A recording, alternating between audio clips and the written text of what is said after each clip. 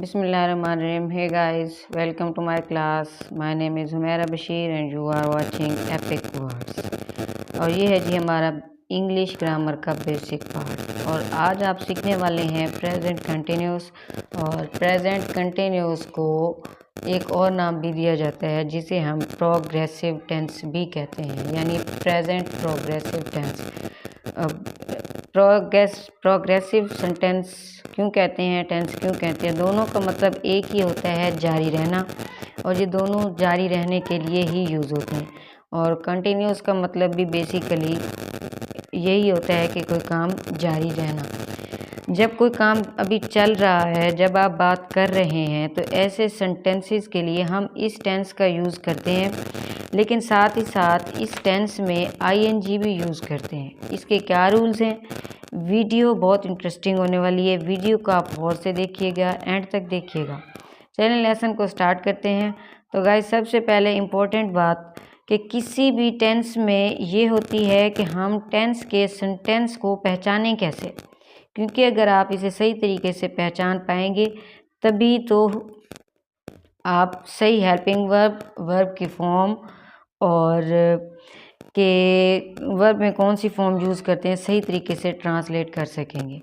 इस टेंस की जो पहचान है सही तरीके से रिटन टेस्ट के लिए, वो ये है कि सेंटेंस के आखिर में रहा है, रही है, रहे हैं वगैरह आएंगे। अब इनका स्ट्रक्चर समझ लीजिए। स्ट्रक्चर कैसे आएगा?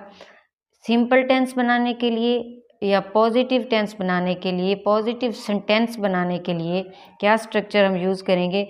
सबसे पहले हम सब्जेक्ट को यूज़ करेंगे। सब्जेक्ट के बाद प्लस जो हम यूज़ करेंगे इज़ एम आर यूज़ करने के बाद वर्ब की फर्स्ट फॉर्म यूज़ करेंगे और वर्ब की फर्स्ट फॉर्म के साथ हम आईएनजी भी लगा देंगे और उसके बाद हम क्या लगाएंगे? ऑब्जेक्ट। ये सिंपल स्ट्रक्चर हो गया, सिंपल सेंटेंस का स्ट्रक्चर हो गया। उसके बाद आ जाते हैं हम नेगेटिव की तरफ। नेगेटिव में हम क्या यूज़ करेंगे? नेगेटिव में भी सेम उसी तरह यूज़ करेंगे, लेकिन थोड़ी सी चेंजिंग करेंगे। वो क्या होगी? एच सब्जेक्ट, सब्जेक्ट के बाद इज़ एम आर के बाद नेगेटिव है तो हम क्या लगाएंगे? नॉट। नॉट के बाद हम क्या यूज़ करेंगे? वर्ब की फर्स्ट फॉर्म। वर्ब की फर्स्ट फॉर्म के साथ आईएनजी लगाएंगे। आईएनजी लगाने के बाद हम क्या यूज़ करेंगे? ऑब्जेक्ट। इंट्रोगेटिव सेंटेंस बनाने का स्ट्रक्चर क्या होता है? सेम उसी तरह से, लेकिन थोड़ी सी चेंजिंग करनी है हमने। थोड़ी सी चेंजिंग जो करनी है वो ये है कि हेल्पिंग वर्ब को हम ले आएंगे फर्स्ट पे, यानी इज़ एम आर को ले आएंगे फर्स्ट पे। उसके बाद क्या यूज़ करेंगे? सब्जेक्ट। सब्जेक्ट के बाद वर्ब की फर्स्ट फॉर्म, वर्ब की फर्स्ट फॉर्म के बाद ऑब्जेक्ट। अब इंट्रोगेटिव सेंटेंस को कैसे यूज़ करेंगे? इंट्रोगेटिव सेंटेंस को भी बनाने का थोड़ा सा फार्मूला चेंज करना पड़ेगा। हम इंट्रोगेटिव में is am are S H first पे आ जाएगा, फिर सब्जेक्ट। सब्जेक्ट के बाद इंट्रोगेटिव नेगेटिव में ये जो हमने नॉट यूज़ किया था नेगेटिव में, ये नॉट आ जाएगा प्लस वर्ब की फर्स्ट फॉर्म, और फर्स्ट फॉर्म के साथ हम क्या लगाएंगे? सेम उसी तरह आईएनजी। आईएनजी के बाद क्या लगाएंगे? ऑब्जेक्ट। अब क्वेश्चन ये पैदा होता है कि ये तो हमने समझ लिया कि स्ट्रक्चर कैसे बनेगा और सेंटेंस कैसे बनेगा।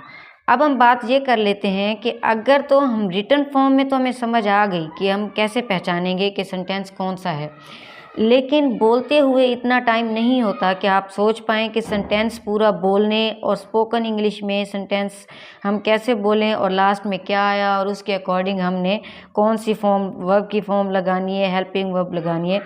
इस चीज़ को समझने के लिए हम आगे चलते हैं। इस हिस्से में समझते हैं कि कैसी सिचुएशन में हम प्रेजेंट कंटिन्यूस का यूज़ करते हैं।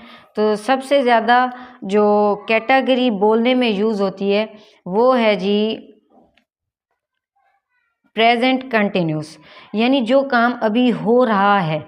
जैसा कि मैं अभी बोल रही हूँ, अब हम ये कहते हैं कि happening right now at the time of speaking, यानी मेरे बोलते हुए जो वाक़यात पेश हो रहे हैं, ये क्या है? अब मैं एक छोटी सी एग्जांपल देती हूँ आपको।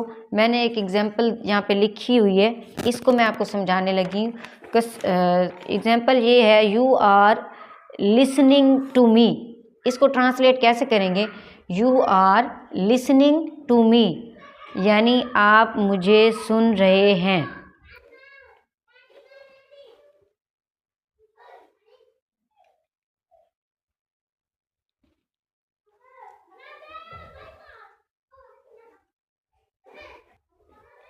जैसे कि अभी मैंने एक वर्ड यूज़ किया था, जैसे कि मैं कहती हूँ कि मैं इस वक्त बोल रही हूँ।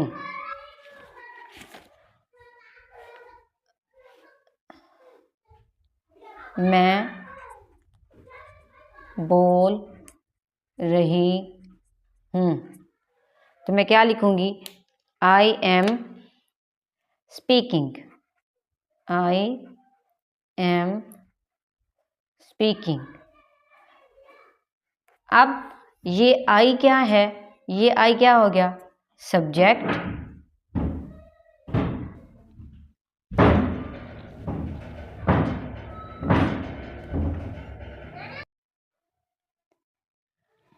मैं बोल रही हूँ, आई एम स्पीकिंग। अब सबसे पहले आई किस क्या है? सब्जेक्ट। उसके बाद हम क्या लगाएंगे? Is am are. Is am are के बाद हम क्या लगाएंगे? स्पीक, वर्ब की फॉर्म। अब आई एन जी क्या लगाया साथ में? प्रेजेंट कंटिन्यूस टेंस की जो निशानी है, आई एम स्पीकिंग। जैसा कि मैंने यहाँ पे लिखा है, you are listening to me. आप मुझे सुन रहे हैं। You are listening to me. You, ये आप आ गया सब्जेक्ट। अब इज एम आर का यूज़ करेंगे। इज एम आर के बाद हम क्या कहेंगे? सुनना। सुनना की इंग्लिश होती है लिसनिंग।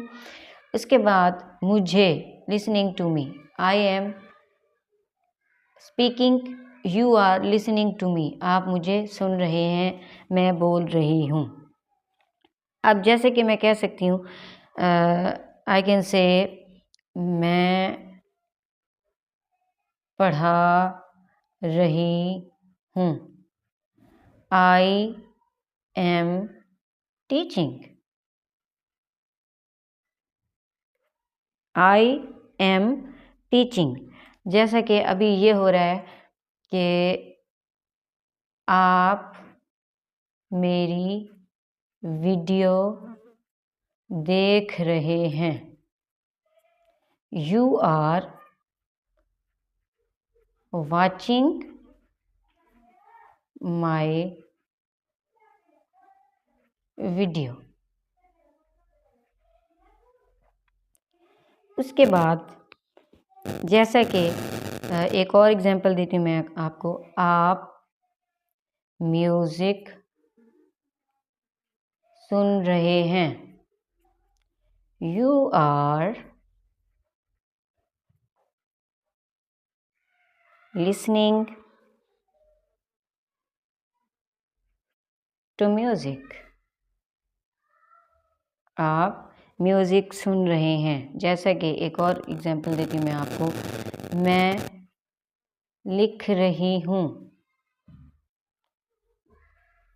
I am writing. मैं लिख रही हूँ। जैसा कि एक और एग्जांपल आपको देती हूँ। मैं खा रही हूँ, या मैं खाना खा रही हूँ। I am eating food. मैं खा रही हूँ। अब इसका नेगेटिव बनाएंगे। I am not eating food. इसका इंट्रोगेटिव बनाएंगे तो क्या लगाएंगे? Am I eating food. अब इंट्रोगेटिव नेगेटिव बनाएंगे तो लिखेंगे am I not eating food. इस पे भी क्वेश्चन मार्क और इस पे भी question mark. It's all about present continuous tense.